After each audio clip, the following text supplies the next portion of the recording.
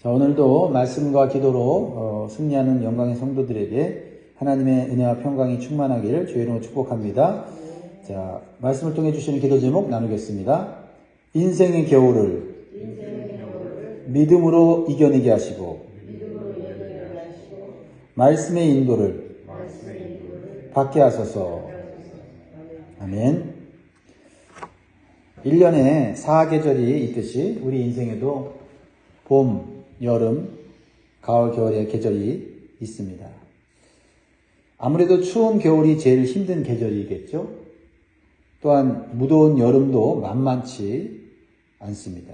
그런데 인생은 이 4계절이 반복되면서 나이도 먹고 성장도 하고 열매도 맺는 것입니다.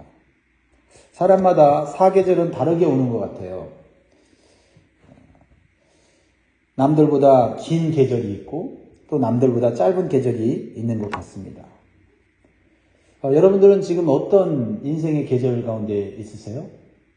봄인 분도 계시고 여름인 분도 계시고 가을인 분도 계시고 겨울인 분도 계십니다. 저도 저의 인생의 사역의 계절은 어떤 계절일까 생각해 보고 있습니다. 그러나 이 모든 계절은 하나님의 뜻과 섭리와 계획이 있다는 사실을 우리는 분명히 알아야 될 줄 믿습니다. 거기에서 우리가 어떤 계절을 맞이하든지 그 계절마다 하나님 주시는 은혜를 받아 누릴 수 있습니다. 그래서 인생에 어떤 계절이 있든지 특별히 겨울과 같은 힘든 시기가 왔을 때 다른 어떤 사람이나 환경보다는 하나님을 더욱 의지하고 하나님 중심의 삶을 살 필요가 있습니다. 그런 훈련을 할 필요가 있어요. 그러면 다시 인생의 새로운 계절을 맞이하게 되고 또 새로운 은혜를 경험하게 되는 것입니다. 신앙은 하나님 중심성, 하나님 방향성이 매우 중요합니다. 오늘 본문의 사도 바울은 2차 전도 여행 중에 철학과 우상의 도시 아덴에서 이제 상업과 문화의 도시 고린도로 옵니다. 바울은 어제 살펴본 바와 같이 아덴에서 매우 힘들고 외로운 시기를 보냈어요. 같이 있던 일행도 떨어져서 홀로 있는 시간이었죠. 바울은 그곳에서 수많은 우상들과 신전들을 보고 격분합니다. 그리고 그 어느 때보다도 의욕을 가지고 혼자서 복음을 열심히 전했어요. 바울은 그가 가진 모든 지식과 지혜와 경험을 다하여 최선을 다해서 아덴 사람들과 논쟁하면서 변증하면서 복음을 전했어요. 하지만 결과는 기대에 못 미쳤습니다. 다른 지역과는 달리 아덴에서는 거의 열매가 없었어요. 몇 사람 복음을 받아들였습니다. 또 다른 지역에서 있었던 그 놀라운 기적도 어떤 능력도 나타나지 않았죠.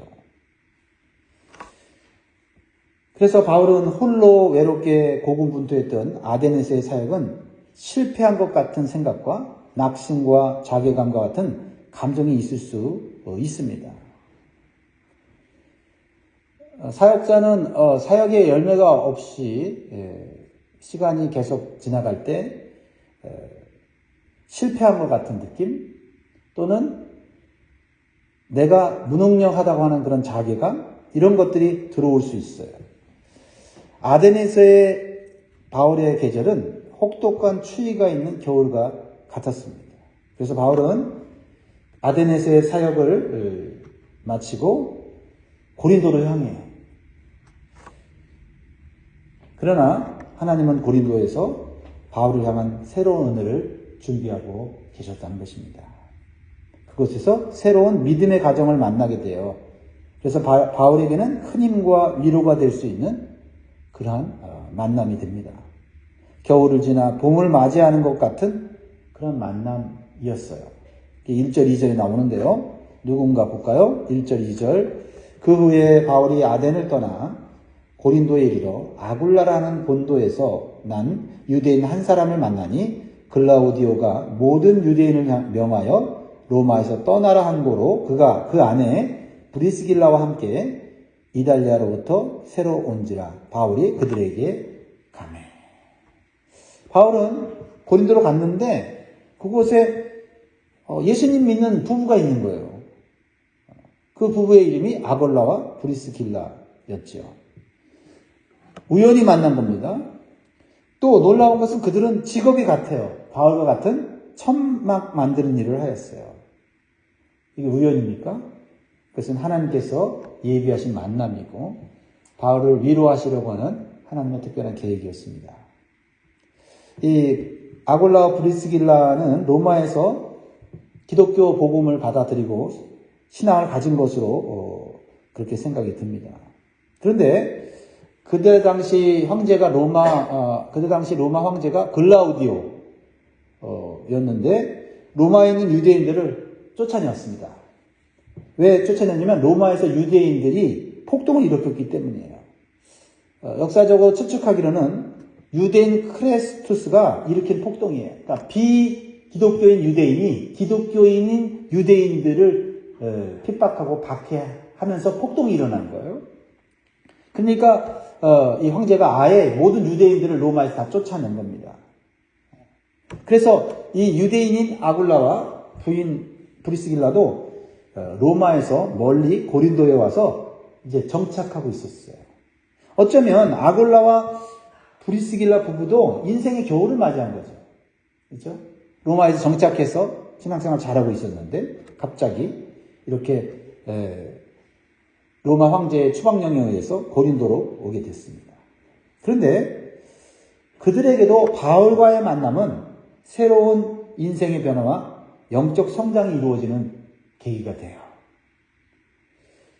사도 바울은 같은 직업을 가진 이 부부와 함께 살면서 복음을 전하고 고린도 교회를 세우게 됩니다. 그러니까 사도 바울과 브리스길라와 아골라라고 하는 이 부부가 어떻게 보면 그곳에 최초 고린도 교회 교인이 돼서 교회를 세우게 된 거예요. 자, 3절, 4절. 짧게 되어 있지만 우리는 많은 것을 볼 수가 있어요. 생업이 같음으로 함께 살며 일을 하니 그 생업은 천막을 만드는 것이더라.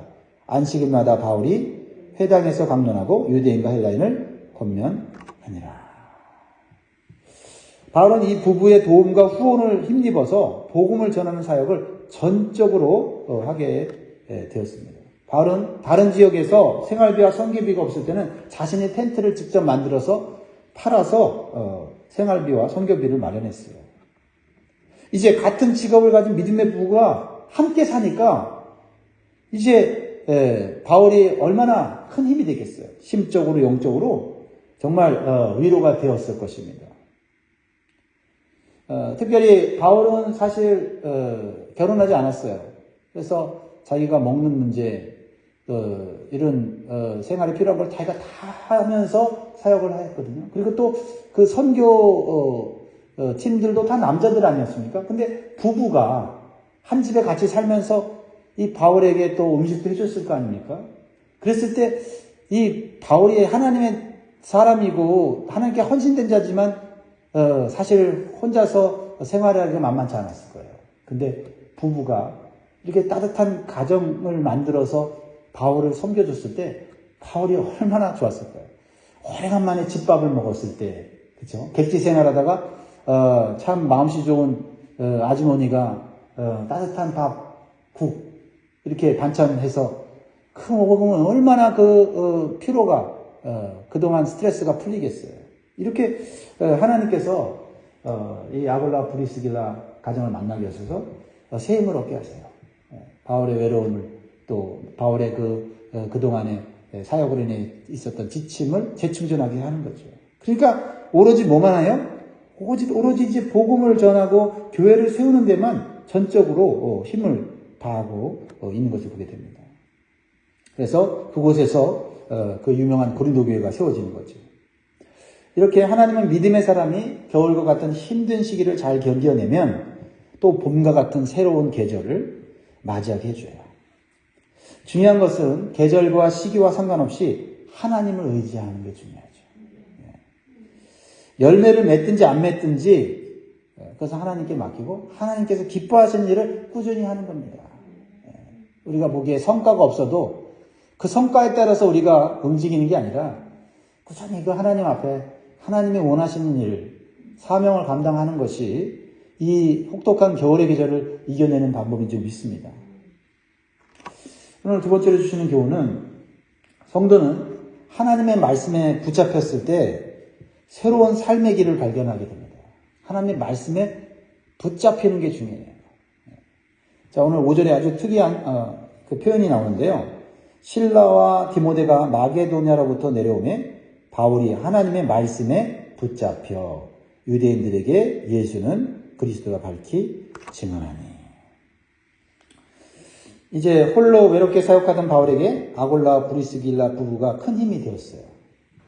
또 어떤 이유로 떨어져 있던 전도팀인 실라와 디모데도 마게도냐로부터 내려왔습니다. 그러자 바울은 그들이 가져온 소식에 더욱 위로를 받고 힘을 내요. 그러자 바울은 하나님의 말씀에 붙잡힙니다. 생활의 문제, 여러 가지 삶의 문제가 좀 정리가 되니까 오로지 말씀에 집중하게 된 거죠. 그러니까 말씀이 이 사도 바울 가운데 충만하게 된 거예요. 여기서 하나님 말씀에 붙잡혔다는 말은 바울의 내면을 말씀이 감쌌다는 거예요. 말씀이. 사실 우리가 말씀을 읽고 말씀을 전하고 가르치지 않습니까? 근데 말씀이 충만하면 말씀이 나를 가르치고 말씀이 나로 하여금 전하게 하고 말씀이 나로 하여금 하게 하는 거예요. 그러니까 말씀이 인격이잖아요. 로고스잖아요. 예수님이시잖아요.